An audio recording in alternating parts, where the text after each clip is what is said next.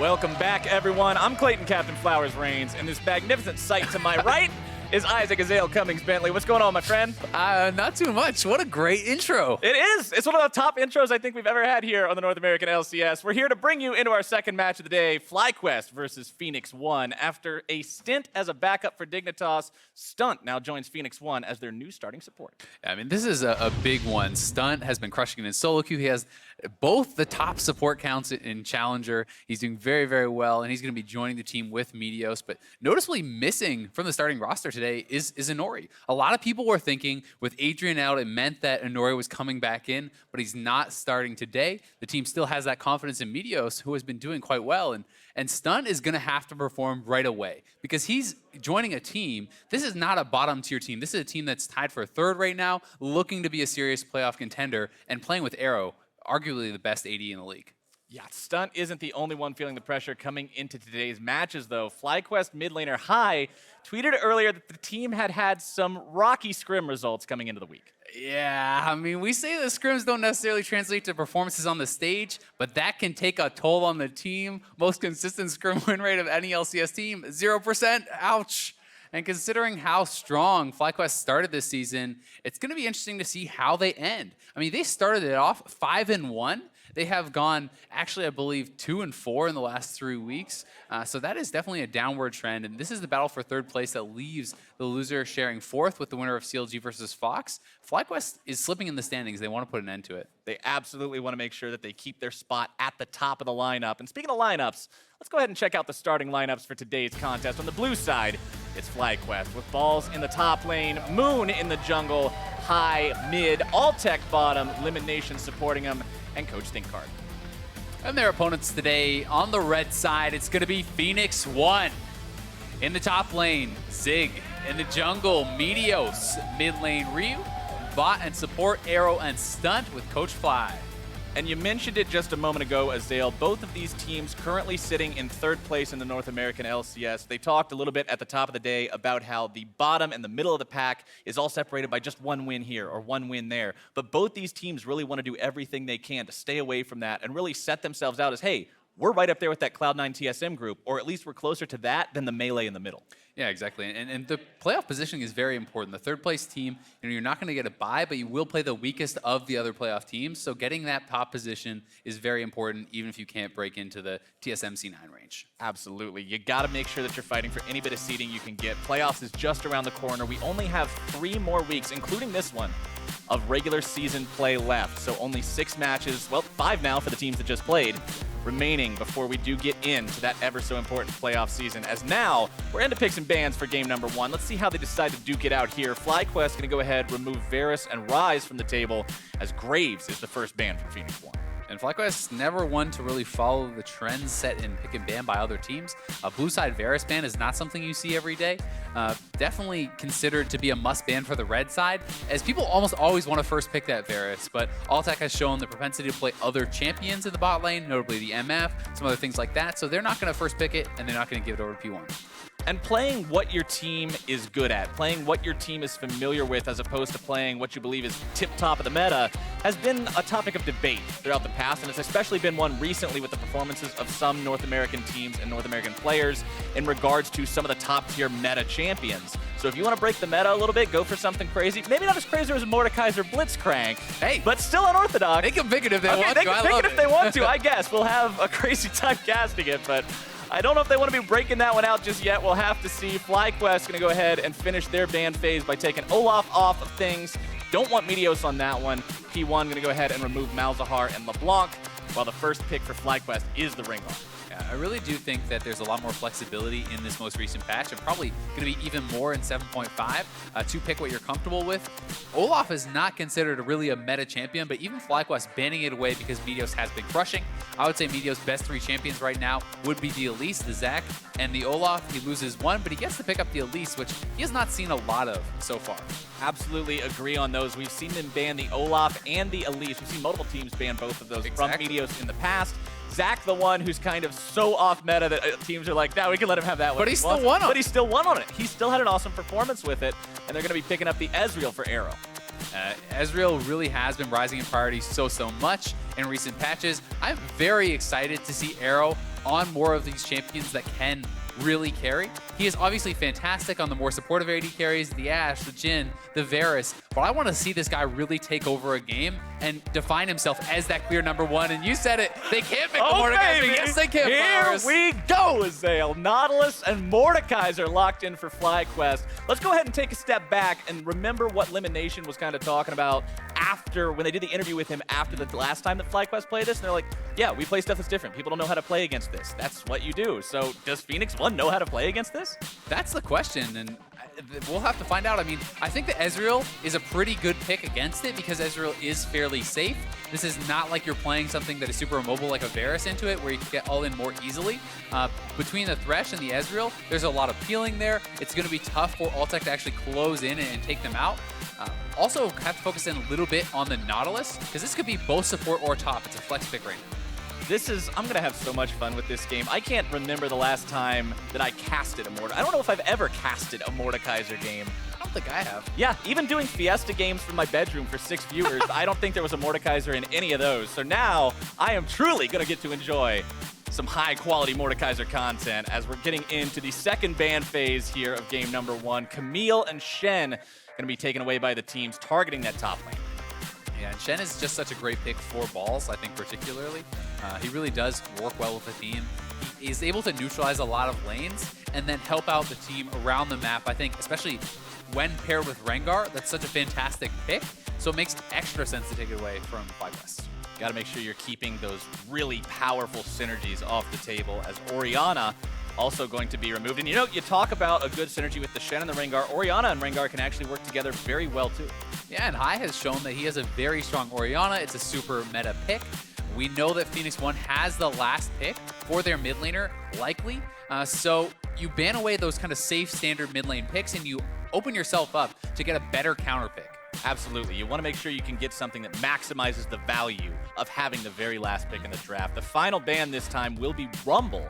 So 3 out of 4 of those second phase bans are looking towards that top lane, as both teams now going to be moving into the second part of the draft as Gangplank covered by Phoenix One. And Gangplank has been successful for Zig. That is going to be locked in. Theoretically, this can go mid lane too. We could see that flex. I don't expect it. That said, FlyQuest has the opportunity to get balls whatever matchup they think is good into this. The kind of matchups that usually are good into Gangplank are very aggressive, all-in melee-type champions. If you look at solo queue, people consider champions like Pantheon and Riven and these sorts of things to be hard counters to the Gangplank. I don't know that Balls really plays that. And if Balls is just going to pick Maokai or something, he's essentially counterpicking himself. Right, you're giving the lane away to the Gangplank, saying, sure, you're free to farm with your extra gold per minion for as long as you want, get your 6 items, you're going to be huge. The Maokai, of course, still does well in the team fights if he survives, but it's just free lane for a hyper carry. Exactly, it's that super scaling champion, and I don't think Phoenix One would make this kind of a draft pick against a team where they thought their top laner was more of a threat to carry. FlyQuest going to go ahead, pick up the Syndra for themselves, and just as you mentioned, the Maokai will ultimately be the pick for Balls. Hey, attack as champion pool say you can't play the carries well enough to actually win this lane matchup. It's not worth it for you.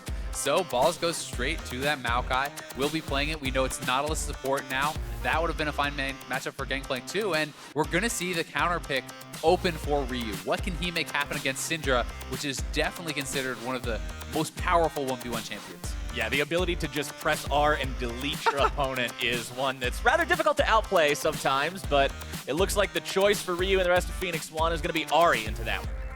Very powerful pick here for Ryu. One thing that I think works well, especially with their team composition, is the early Abyssal. You can rush the Negatron, reduce the chance of Hai being able to kind of one-combo you, and then Abyssal gains additional power because you have an AP jungler. You're increasing his magic damage here too. Gotta love finding those synergies and being able to just get the absolute maximum out of an item. The aura effect affecting more than yourself is always a nice bonus, as the teams now have been fully locked in. And considering we've got, not just because we've got the Mordekaiser, but especially because he's in this game, you know that it's going to be a very entertaining game #1. It certainly is, and Elimination and Balls have not swapped it around just yet. I would be super shocked if it is actually the Maokai support, but it's not completely outside the realm of possibility. This is the team that brought us Mordekaiser. Anything is on the table, is it? It's Maokai support. I don't think they can actually swap anymore, so this is actually going to be Elimination bringing Maokai support into the LCS. With Ignite, by the way. With Ignite. Maokai support with Ignite into the LCS. Solo Q, beware! Oh, It's okay. coming to a game near you. I guess our screen didn't actually load up unless this is wrong. Now I'm confused, but we'll see as we do get into the game. It's the loading screen has. Okay, so the graphic is actually wrong. This is going to be Lemon Nation playing the Maokai support. I see it on the in-game loading screen. Yeah, it Lemon is in Nation fact is them. Maokai. So they are playing Ignite Maokai support with a Mordekaiser. This is about as all-in as you can get. And the all-in is going to be very powerful because, we talked about how it's pretty tough to lock down the Ezreal. Maokai has some of, if not the best lockdown in the game. You have the W, point and click. You cannot dodge that. Then the Q for additional knockup. This is crazy. They're playing Exhaust Ignite, no heal. They are looking for a kill bot lane. This truly is the dankest timeline, Azael, and I cannot wait to see how this plays out in the bottom lane. Two big, heavy melee champions cheesing their way through bot lane, seeing what they can find. We're on to Summoner's Rift, though, and nobody's going to be trying any early cheese, at least. No level 1 invades, no bush camps, anything like that. Everybody just kind of fanning out into the 5-point spread.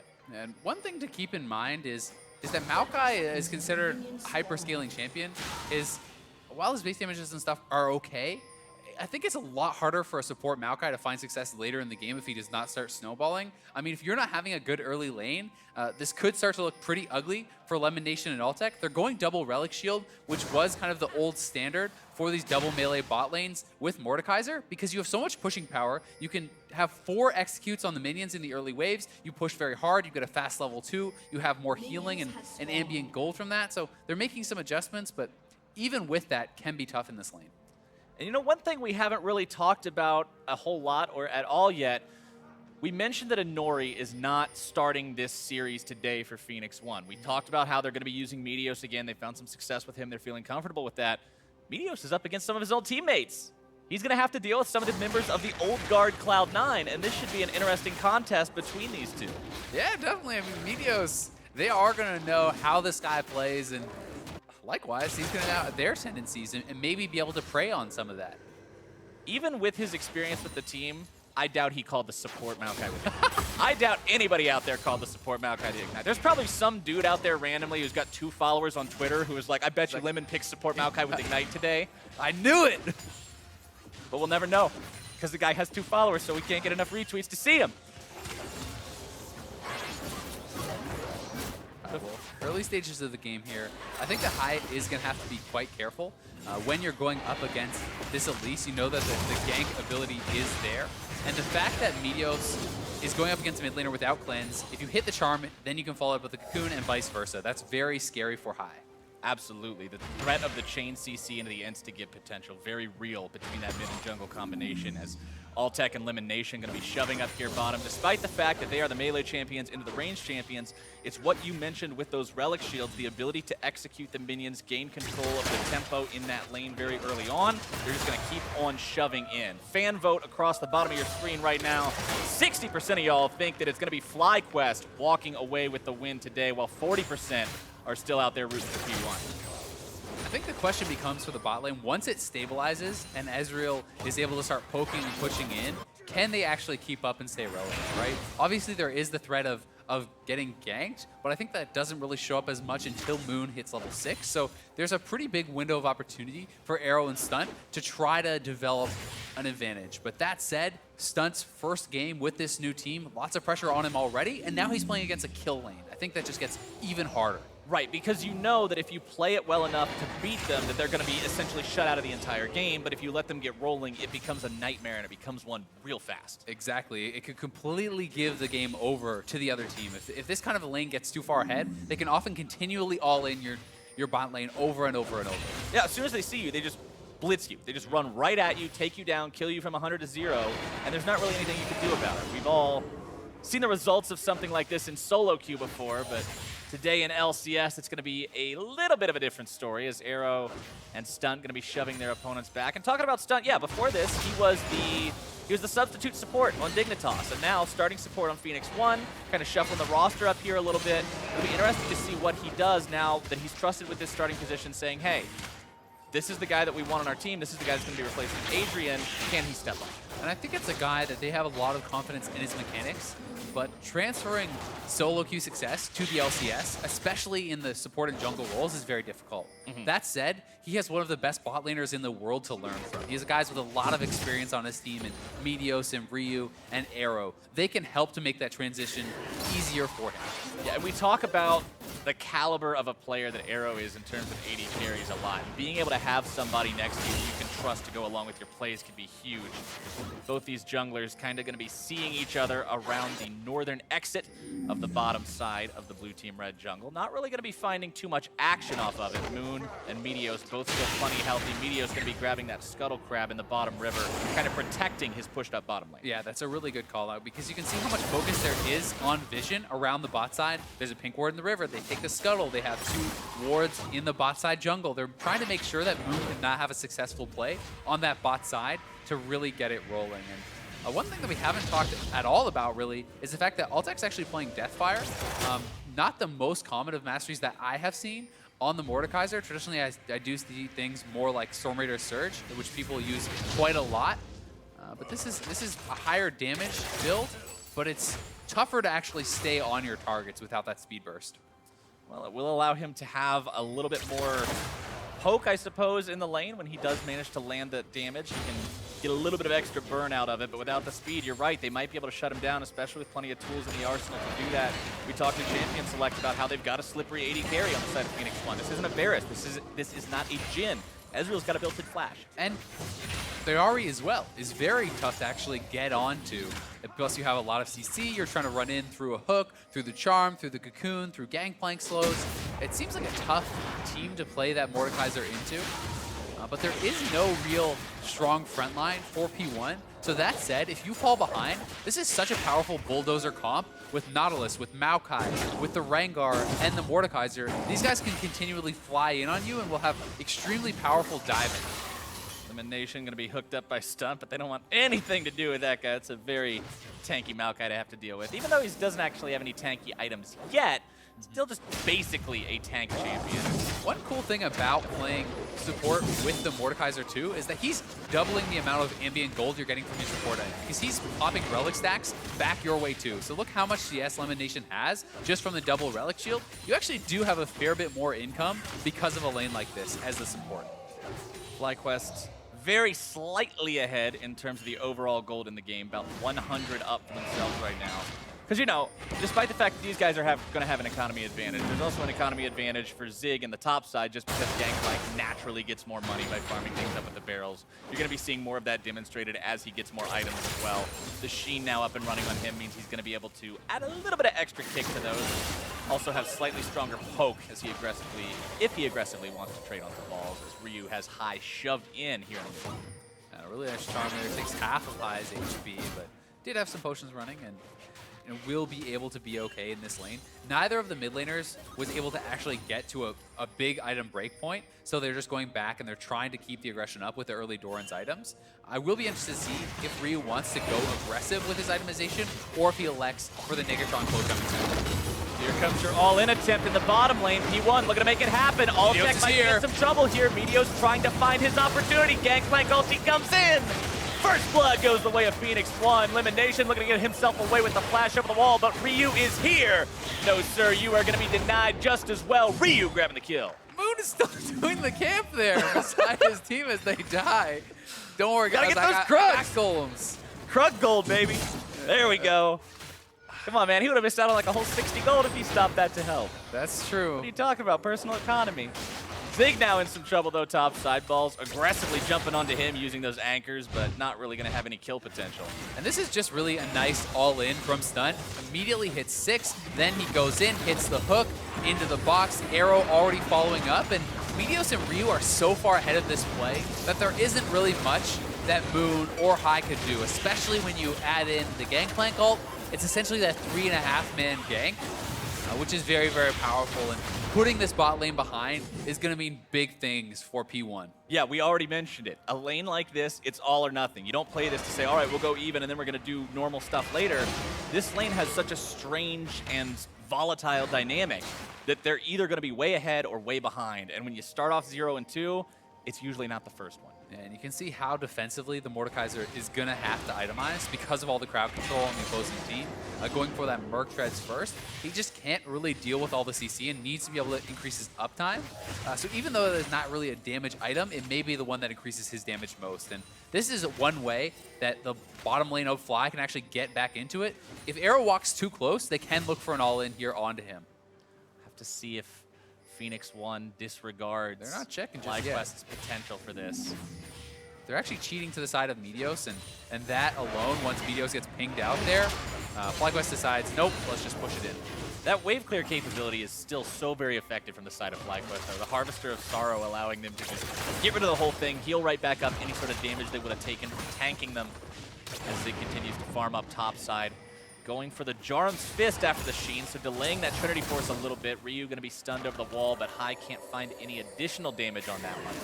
I actually really like the buy of the Jorum's Fist because from the passive on it, you stack up additional health and it's a very efficient item. It helps you to survive the early power of the Nautilus and also the dives that can potentially come in. I mean, Moon is camping up in this top lane. We'll see if they go for it, but bot lane fight. Bot lane fight, Elimination jumping in. Going to be taking a lot of pain in return. Trying to get himself out. Balls and Moon looking to make the play top side too. Zig going to be jumped on, tries to get himself away, but Moon has got his number, gets FlyQuest on the board. And that's a big kill there. I mean, that is the summoner blown for Zig, and he was going for the more defensive itemization. Still goes down, but that said, on the bot side, P1 getting major advantages, and they could actually push for the early turret down here. Arrow and Stunt will do as much to this as they can. Meteo's coming to help them, but Balls and Moon are also looking for the top lane tier 1, and it looks like they're going to be grabbing this one first. Turret First Blood does go over to FlyQuest. It should be immediately answered by FlyQuest, but sadly, second to the party does not get you the bonus.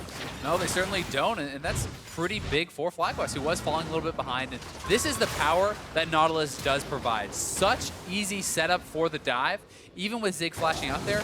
To have any chance, he pretty much would have needed to early flash away before the Nautilus ult was even canceled, or even cast, rather. FlyQuest, although they lost the Turret First Blood, they're still able to pick themselves up the Cloud Break, make things a little bit more close. They've got only a 200 gold deficit between themselves and their opponents they have to work with. But FlyQuest, of course, having that lead because of the Turret First Blood, that is the difference. And FlyQuest has really kind of crafted themselves a pretty intelligent draft, even just with the flexing of the Nautilus back up to top line and the Maokai support. The Nautilus matches up much better, I think, against Gangplank than the Maokai does, especially since the most recent Maokai nerfs, where Sapling didn't actually do damage anymore when it first lands, because that really reduced the pushing power, and Nautilus still has that. Ryu going to be eating a lot of damage from Hai, getting himself away to the safety of Stunt's Lantern. Hai, no ability to follow up on that one, completely out of mana after the trade, sort of showcasing his burst in that one. Just wants to kind of bully out Ryu a little bit, but Ryu stops the base, which is pretty big. Hai's going to be delayed a fair bit, and Ryu also did not blow any summoners and has his ultimate available, so he still can look for the opportunity to all-in Hai when he gets back, knowing that his ultimate may be on cooldown for a little bit. For the time being, though, he'll be content with shoving these minions into the turret. Alltech will be the one who answers this. He does have the ability to do that pretty effectively, utilizing all those abilities at once. Mordekaiser, known for his talents for spamming all of the moves just back to back to back, considering there are no real mana costs on those, since he doesn't have mana. Arrow and Stunt now moving their way through enemy territory, dropping a couple of wards as they go. With that bottom lane tier 1 demolished, it means they can move up just a little bit further ahead, but they still want to knock down more of that tier 1 ring before they go too far in there. Yeah, they definitely would like to. That said, I think P1 is playing this game very intelligently, and they're looking for a pick onto Hai here. Don't quite get themselves in there in time. Hai doing a good job keeping himself safe, not really too worried about this one. And FlyQuest overall, going into this game, this is a team that we saw go 6-2 in their first 4 weeks of NALCS Spring Split play, and then 1-3 in the last couple of weeks. So yeah, a little bit of a slip from them. At one point, they were actually even 6-1, right? In that 5th week, they actually won their first game. So they definitely have been on a bit of a downward trend. And I mean, they are playing a lot of creative stuff still. They're still sticking to their strengths, but I feel like teams are kind of better mechanically in a lot of ways than they are. And as their strategies get figured out more, it becomes more and more difficult for them to win. Yeah, teams are adapting to them a little bit better. And it kind of starts raising this question. A lot of people who saw this team at the start of the split was saying, yeah, FlyQuest is going to be a top-tier team. Now they're saying, well, are they still going to be a top-tier team by the time the split ends? And we've got 3 weeks left for that question to be answered. And I think that regardless, when you look at where people had placed FlyQuest in the early season rankings, people had them at 9th or 10th almost unanimously, and they are tied for 3rd this late in the season. Yeah, everybody was underestimated. I think even if they fall down a little bit more, they're still very clearly a playoff level team. And that alone is a big success, in my opinion, for this team. Yeah, I think no matter which way you look at it, you're still expecting them to be 6th or above. I don't really see anybody predicting FlyQuest to just plummet all the way down to the bottom, lose the next 6 games in a row. The question is, can they still maintain that spot as a top-level team? We mentioned already, up against FlyQuest, the other team currently tied with them for 3rd place. Still a few wins away from the lofty summit of the Cloud9 and TSM records for the time being, but trying to get there if they can. Could get a fight here. They look mate. P1 just going to back off. Lemon Nation going to be hooked up as Stunt and Meteos retreat. Don't really want anything to do with a 2 versus 3 right now. And they had been setting up that trap for a little bit, kind of just backing off at that anti-timing as Lemon Nation was walking in. If Ryu was still in position there, it may have been a fight that they wanted to go for. And now having the Rylai's completed on Altec, this is a pretty strong point for him. Simply because the additional slowing of that actually keeps them up on them. Ball's now making the roam onto Ryu. Oh, Ryu getting himself stunned up. Chain CC looking to come in. The burst is down, and Balls has the kill for himself. FlyQuest ties up the gaming kill. Nicely played there from FlyQuest, moving all their members to the mid lane. They're going to try to force this down. We talked about their brute force power. They're flexing it there. Still enough wave clear. Wants this extra objective if they can, but it doesn't look like it's going to be happening today. Instead, they just tie the game completely up, and they won't be getting anything else off that pick. And I think this really is something that FlyQuest needs to continue to look to do, because they have such a good front line, such good diving and roaming. And Balls deserves some credit here. The top lane stalling out a little bit, instead of just kind of farming it out up there, he makes the roam, they get the summoner out of Ryu there, and they get a kill, as well as a little bit of turret damage. Man, they threw everything but the kitchen sink at Ryu in that one. Absolutely everybody wanted to show up and get themselves a piece of Ahri. And it ultimately ends up being Balls who goes on the board. 1-0-1 now on the Nautilus, up 35 CS compared to the gangplank of Zig, who actually completed Steric's Gauge all the way before going for Trinity Force. And you can show he's showing respect to the fact that the Rengar plus Nautilus dive is very, very powerful. And this is okay for Zig to do. Yes, it does delay his Trinity Force power spike and some of his more teamfight damage, but he is getting additional gold from all of his farm. And if he can get to a point where they can no longer dive him and he stalls it out, it only gets better from there. One thing to remember about that item, though, is because Steric's Gauge's damage scales off of your base damage, it actually gets stronger as you level up. So it's going to be a little bit weaker now than it will be later on. So he is going to be working from that deficit. Runic Echoes and Proto Belt completed on Meteos. Means he's a significant burst threat of his own. Lemon Nation and Moon now looking to start the fight off. Moon going to be taken low first. There comes your Gangplank ulti right in the fight. Stunt going to be brought down low. The Mordekaiser ultimate brings him right back as a ghost, and Zig's looking to get himself away. Meteos comes in with a spider bite, only to find himself killed off. P1 has to start retreating a little bit off of this one. 1 dead on the side of Fly, 2 from P1. The Ghost is going to be finished off. Arrow getting himself stunned, but High has no way to follow that up with Ryu right next to him. Revenge of the Stunt. The Ghost turning on his own team. Back with a vengeance. Yeah. Nice little catch out there from FlyQuest. It does end up as a pretty even fight, but one of the big advantages is they actually force the TP from Zig and still win the fight, because Balls was here in position first. They have this big BP frontline, able to go in. When you execute the initial kill onto Stunt, you get the Mordekaiser Ghost, which is pretty disruptive. I mean, it actually does a decent amount of auto attack damage, it soaks up some damage, and the fact that they now have TP edge means that they get full control of the neutral objectives. P1 can no longer really fight around a dragon without TP on your gangplank when Nautilus has his. And speaking of dragons, the second one is live right now. Mountain Drake. Oh, wow. Objective-focused objective. Could be very important for whoever's able to secure it. And FlyQuest, now the ones who have control over the area. It looks like FlyQuest is not going to be contesting this at all. I mean, the point is moot if FlyQuest bases at a time where it is vulnerable like that. So P1, despite the TP disadvantage, FlyQuest, everyone based, they did not actually have it set up properly, so they kind of throw away a bit of their advantage there. FlyQuest continue to push up here now as High's going to go ahead and drop the burst onto Stunt. Lemon can't get close enough to drop the Twisted Advance in time to finish off that kill. As now FlyQuest going to continue to apply the pressure to the mid lane tier 1, but just like before, they aren't actually able to break the defense. They've got to back away.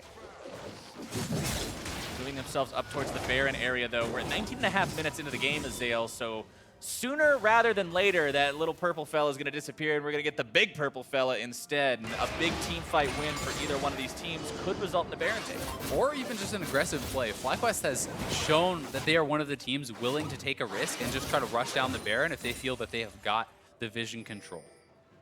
One thing to go ahead and take a look at now as well. You talked earlier about the fact that the Mordekaiser for Altec wanted to prioritize mobility and keeping away from all the CC. That was why you had the Merc Treads. QSS done right after Rylai's Crystal Scepter. Again, just going back to that point, saying I cannot afford to be locked down in these fights. I mean, one of the biggest things about Mordekaiser is essentially breaking this threshold where you're dealing more damage than you're taking. You're keeping that passive shield up, and that is keeping you extremely tanky. The Nation's going to be in some trouble, though. The Thresh Hook seals his fate. Meteo's grabbing the kill. Gangplank ulti thrown down to make sure FlyQuest can't call in any reinforcements in time, and now Phoenix1 is going to be looking for the tier 1 turret. That's a pretty easy kill picked up there by P1. They did commit the GP ultimate, though, so they won't have that cooldown in case a big team fight does break out, so they're going to have to play a little bit more carefully because of that.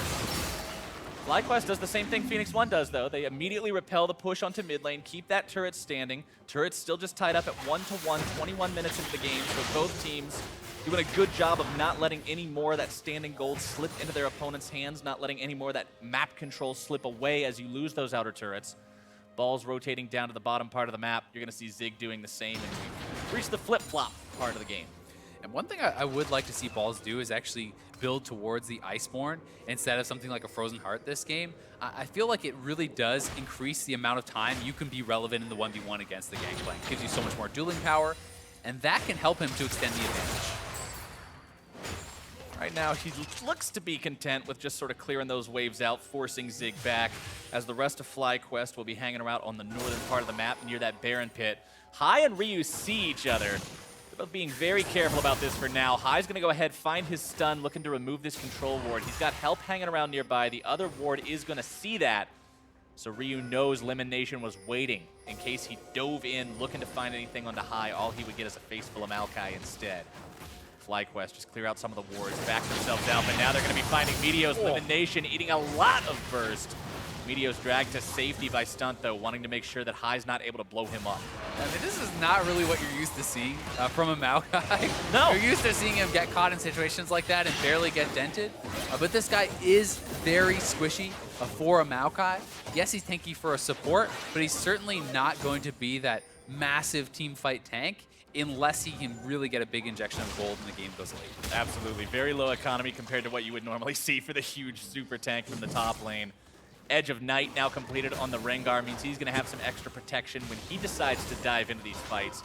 But the teams have seemed pretty averse to fighting overall this game, both playing a very slow and steady kind of style. And I think that's one of the downsides of playing a composition that you haven't practiced against as much. So P1, you know, for all we know, they may be in a very advantageous position, but if you're not completely confident of how the fights will go, it can make you more hesitant. This can give the opposing team more ways to kind of get back in it.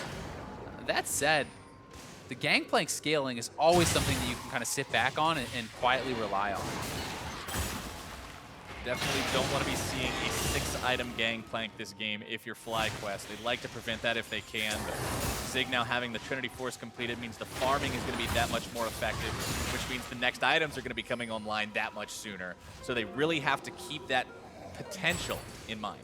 Yeah, I really do think that FlyQuest, if anyone, are the ones that have to force fights, that have to look to actually push the pace. Yes, when you have a team like this, you always can rely on flanks and team fights that are going to go well because of better positioning and better map movements. But in general, I think that the melee-based carry, like Mordekaiser, is so much harder to be effective on than something like an Ezreal late game. Oh, and the fact that Gangplank is just quietly scaling away, it does feel like there's a bit of a timer, and FlyQuest may look to press. FlyQuest looking to make their move if they can. Hai not going to be grabbing any kind of setup just yet. Moon still coming around from the corner, not able to find anything. Ryu pushing towards that tier 2 in the top part of the map, deciding to get himself back now, realizing FlyQuest is likely on the way. Nothing comes out of it. FlyQuest tries to make the move, but ends up not being able to pull that trigger appropriately as Ryu goes right back to attacking the tier 2. FlyQuest now just seems to be caught trying to figure out some kind of a play to make, and in that time, they lose the tier 2 in the top lane. Yeah, they lose the tier 2. Ryu has been able to split push for so long, and just really got so much there. He actually got 2 turrets for free in the top lane. No one went to answer him, and FlyQuest could not pull off the engage elsewhere on the map. Now they're even just going to lose that whole wave to the inhibitor turret. So Ryu getting so much, and FlyQuest needs to force. Good macro moves, but now FlyQuest going to be finding the micro moves, squishing that spider in Meteos in the enemy jungle. Notice how both players stood right on top of the lantern, making it very hard to click. And now FlyQuest is looking for Infernal Drake, who will be their first of the game. And this would be a big one for them to get. FlyQuest looking to turn for the fight, but they're in the GP ulti. Elimination trying to tank everybody up, but he's not a very tanky Maokai. Moon going to be forced to jump back. Ryu jumping all over the place, able to make multiple kills happen. 4 dead on the side of FlyQuest, and FlyQuest have found a fight and a triple kill for their AD carry. FlyQuest did not show the respect needed to that Gangplank ultimate. They get completely blasted by it, and P1 is going to go rush the Baron here. This should be theirs. We'll see if Balls can actually delay enough for FlyQuest to contest. What a catastrophe for FlyQuest. You saw Lemon jump in there like he was a top lane Maokai. Where'd my health go? Yeah, I mean, the whole team had to funnel through the GP. They got completely shredded by it. Balls feels like he may need to make a hero play here, but that Baron is going down fast. Meteos is in the pit. He's got the smite available. No chance for a steal. Instead, Balls just going to be giving himself over as free money to FlyQuest, who are now 9-5. 4,000 gold up. And this is it. I mean, they just feel like they need to force. They could have taken the Infernal, but they wanted everything. So FlyQuest funnels in. Look at them trying to go in and actually support Lemon in this fight. They almost lose 3/4 of their health on all 3 of their carries in the backline here, just through that GP ulti. So it makes for a very easy cleanup from Ryu and Arrow flying in there, cleaning up those kills. And Arrow is going to be so powerful, even itemizing quite defensively now with that Maw against the Mordekaiser, the Nautilus, and High on this Syndra, means he's going to be super hard to take out, going to be dealing tons of damage, and I think Arrow just easily takes over the game from here. Yeah, this game was one that was just deadlocked for a while. Neither team really able to find a move, but now with that play and the resulting Baron afterwards, FlyQuest has got to feel very, very good about where they're standing right now, with how strong their carries are, with where their itemization's coming in. Moon going to be popping the ultimate, but only to run away. FlyQuest regrouping around the river. Alltech eating the poke. Elimination eating the poke. When your Maokai dies from about 3 Mystic shots, well, 5 Mystic shots, we'll give him 5. It's not quite 3. I know I'm exaggerating a little bit there, The but benefit of the doubt. it's way, way, way too few Mystic shots. Yeah, you have to fully commit and execute these fights very, very quickly, but High gonna be caught out. That's not the guy you can afford to lose. FlyQuest without their mid laner for 45 seconds. That's all they're safe with clear. Has started the push that might just be breaking this base open. The tier 2 is already down. They've still got the cannon minion. I mean, they can't defend this very well. They have no one except melee members left on their team. It's 4 melees here trying to wave clear. Who goes up and actually kills this cannon? Anybody who tries to do it is going to get flayed, or charmed, or cocooned, or barreled. Anybody's going to have a really bad time. So FlyQuest just says, all right, we'll walk up there. We'll smack the crap out of this turret. We'll take the inhibitor too. They are set for success. They take down the mid lane inhib 28 minutes into the game, and now they've got an 8,000 gold lead along with it. FlyQuest still looking for even more. Not going to be finding any kills off the back there, but the pings are now coming out into bottom side. This team is still incredibly healthy. They really are. And High, they know he doesn't have the summoners. GP ulti goes down, the Ezreal ulti follows up, and they just have to fully retreat. High is the only one who can wave clear, but he's so vulnerable on this Syndra that it's extremely tough for him. And FlyQuest played a very all-in composition. They played someone where you need to get ahead. You need to run down your opponents. And if you can't, there's very little fallback. Yeah, you mentioned it earlier. The mobility of not just the Ezreal, but the Ahri as well. The fact that Elise can drop aggro by going up into the air with the repel. Thresh is just made to troll Mordekaiser all day long. You flay him, you hook him, you box him, you make it so he can't move anywhere. Yeah. This lineup from FlyQuest is very effective at dealing with what Alltech would try to bring to the table. And right now, that table is not looking very good, as FlyQuest is going to be trying to make some kind of a defense in the bottom lane if they can, but they're still staring down the barrel of a few seconds of Baron buff remaining. Yeah, P1 just needs to play safe here. They really don't need to commit to anything because no one is answering GP right now. So as long as you allow Zig to get his time on the turret, it's FlyQuest that has to respond. P1 can play this very slowly, and they're doing it correctly. That inhibitor turret is already gone. Now the inhibitor is going to be under threat. FlyQuest essentially has to engage here or just cede defeat. Looks like the choice is going to be to engage. Ball's coming in from behind, but Elimination's already going to be killed before he even gets there. The burst comes through, and Ryu's able to make it kill number 1. TP going to be channeled. Here comes Zig into the fight. Moon going to be in danger. Altec going to be in danger. Sterix Gauge is popped. Altec taken low. Zig barely getting himself away. All the members of Phoenix 1 are still alive. Fly High is going to be flying nowhere in very long. Ryu still looking to make the damage happen. Meteos gets himself killed by his former mid laner. And High actually grabs himself the kill onto Arrow as well. Maybe I spoke a little bit too soon. Phoenix 1 with low health bars. Gotta respect what High might be able to do here, pressuring onto inhibitor number 2. Inhibitor number 3 still being just bombarded with damage from those minions in the top lane. High wants to save this if he can, but it's so very low. Looks like he should be able to clear these out just barely in time. And that one's gonna be kept safe for now. Yeah, so High does keep the game alive, at least for a little bit, but they just can't get to the carries, and this is really the story of it. Even with that quick engage from Elimination, look how much space Ryu has already created. Where does Altec get involved? Just track Altec in this fight. How much is he able to really do? He gets one hit in on the Thresh there. Now he already has to run out because he's taking so much damage in the front line. Altec just cannot really contribute. And Arrow even soaks up the Syndra ultimate, goes back. Ryu and him can then collapse in as most of the major cooldowns are used. They have very good space control.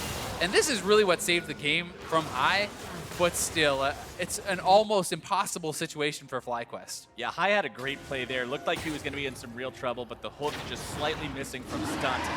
And he was able to get away with his life on that one, but his team is still down 10,000 gold.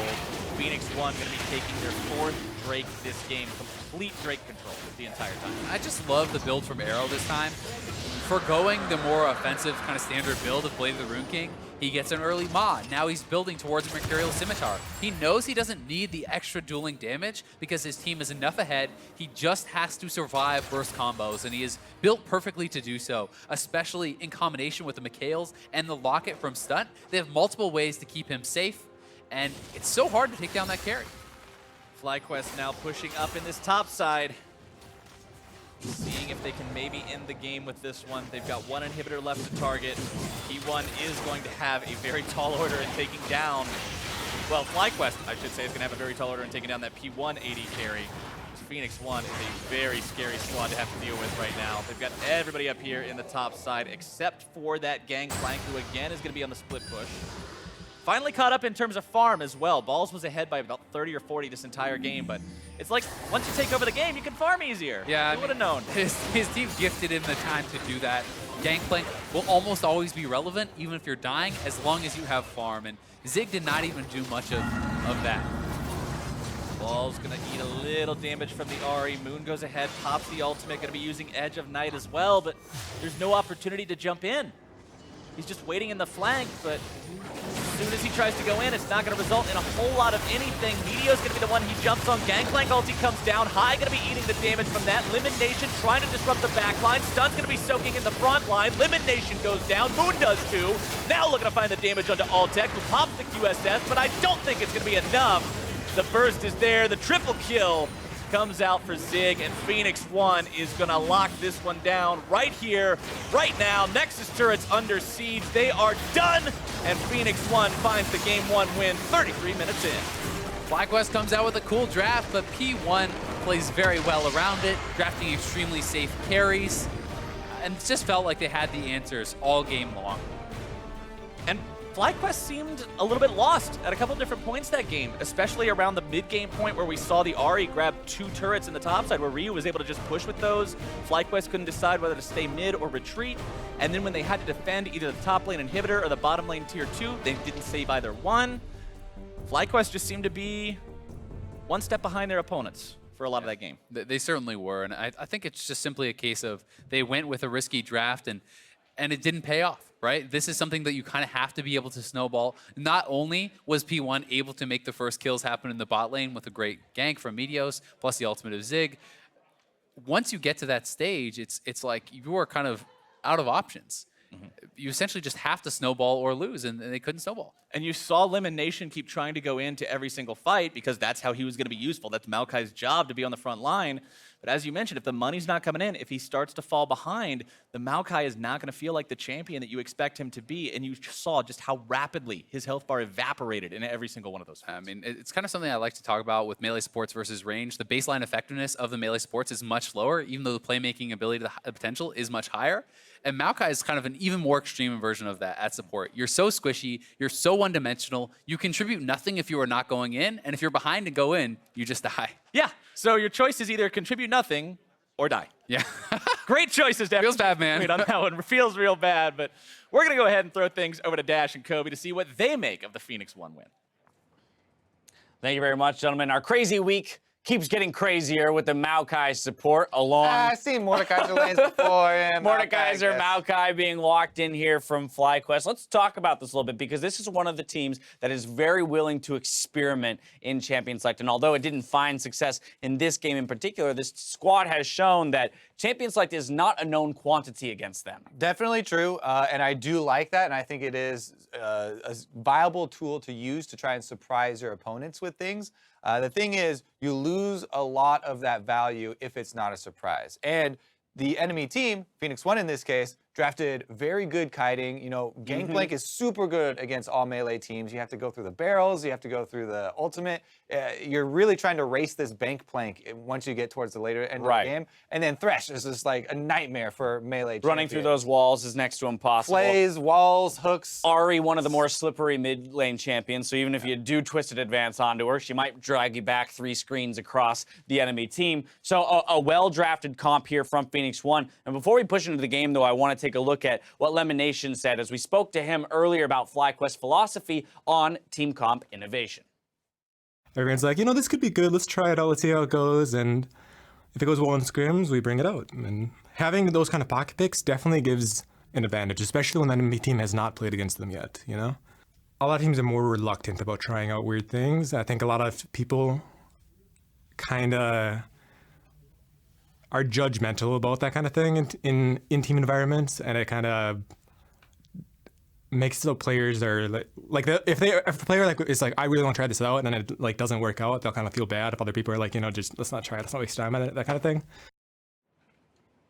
I mean, the trouble here, though, is the risk-reward aspect of that, right? Which is that the question could be raised, if FlyQuest had played a meta composition in this game, would they have won, or would they have had a better chance at winning? I don't know. I'm not going to put a number on it, but that question will forever exist when you're looking at a squad like this that is willing to break the meta. And for me, again, it always comes back to, yeah, I'm totally behind, you know, oddball picks or, you know, surprise picks or anything like that. If you are sure that you know how and why this is going to be successful better than your opponent does. Gotcha. And it's not just picking it for the sake of picking it and surprising. It's picking it because, hey, maybe we cornered them into a draft that it specifically works well in. Or maybe we've just had enough practice with this and we know that they don't know how to react to it, and it'll be successful for that reason.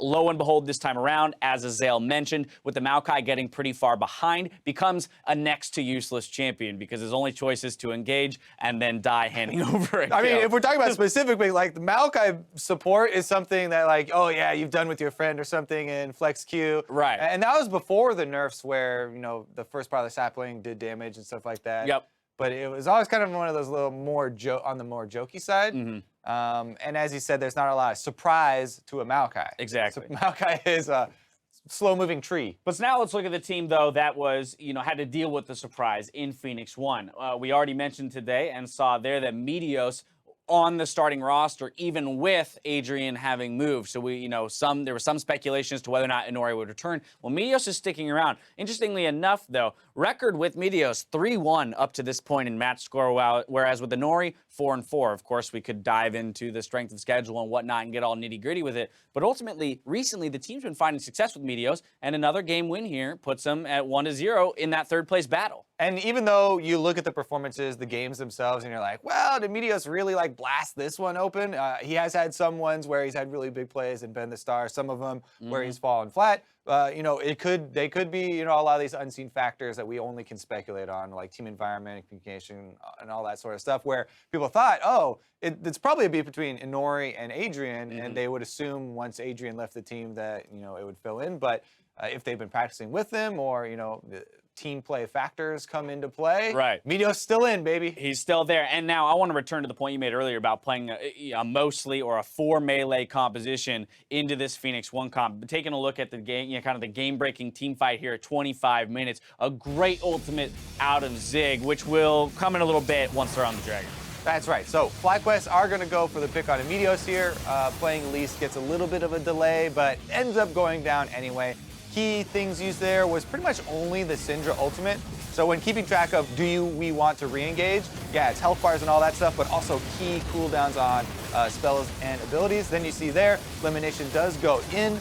Gangplank ultimate, as you said, completely splits the entire fight and spreads the entire squad out there. TP late there. Yeah, exactly. Balls, the real main tank, like the actual real tank on the team. Right.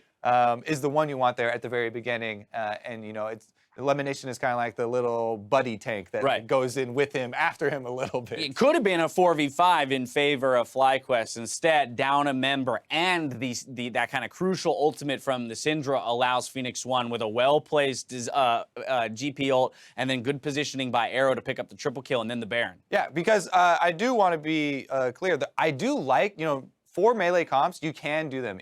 If it's, you use it like a spearhead and you have something like a Kled ultimate or, you know, some kind of guaranteed ways where you guys are going to get in there and you're going to dive that back line, like, you know, squishy back line. If you can get back there and actually kill them, then yeah.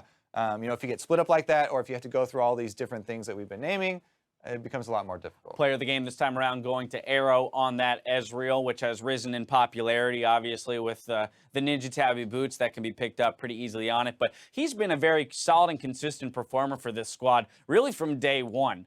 And when we're looking at imports, you know, a lot of people are looking at Someday. They're looking at Flame, and I feel like Arrow's flown under the radar to some degree in terms of like, if I had to say like which one is actually adding the most value to a team, it very well could be Arrow. Yeah, it's funny because we keep on talking to each other and we're like, Arrow's probably underrated, right? Arrow's underrated, right? To ourselves. So with us, we're like, yeah, we're rating him definitely very highly. Right, yeah. But maybe it had something to do with the AD carry role as well, with the time where he came over, where it's not the flashy role anymore where you're like super hard carrying the team fights. Maybe it's moving more towards that now. Yep. But, you know, regardless of the champions used, Arrow has been one of the top performers, if not the top performer for this team, and definitely deserves that credit. Game 1 in the books for our battle for 3rd place. We'll see if FlyQuest can even up the score in Game 2 against Phoenix 1. Don't touch that browser. The series returns, or rather continues when we return. Turn, continue.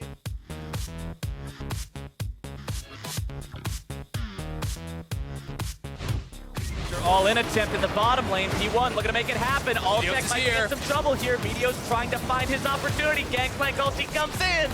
First blood goes the way of Phoenix 1. Ball's now making the roam onto Ryu. Oh, Ryu getting himself stunned up. Chain CC looking to come in. The burst is down, and Balls has the kill for himself. Now looking to find the damage onto Alltech, who pops the QSS, but I don't think it's going to be enough. The burst is there. The triple kill comes out for Zig, and Phoenix 1 is going to lock this one down right here, right now.